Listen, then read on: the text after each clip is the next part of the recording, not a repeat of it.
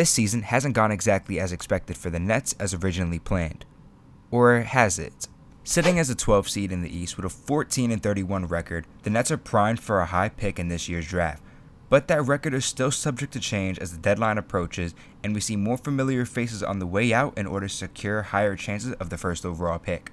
The Nets started their rebuild off on December 14th by moving veteran guard Dennis Schroeder to the Golden State Warriors. Then, just a few weeks later, shipped Dorian Finney-Smith and Shake Milton to the Lakers for their former star player D'Angelo Russell and more draft assets. While the Nets have been able to successfully move their veteran pieces for draft capital, there's still one player whose fate is still unknown. Cameron Johnson has been good this season, maybe a little bit too good for a rebuilding organization. Averaging 19 points a game and nearly 42% from deep, Johnson has drawn interest from top teams like Houston, OKC, and the Cavs. His performance has led to the Nets making his asking price multiple first-round picks, a steep price for somebody who would most likely be reduced to being a role player on a lot of these teams. But if a deal does get made for that price, the Nets will head into this year's draft with, at minimum, 5 first-round picks and 2 picks in the second round.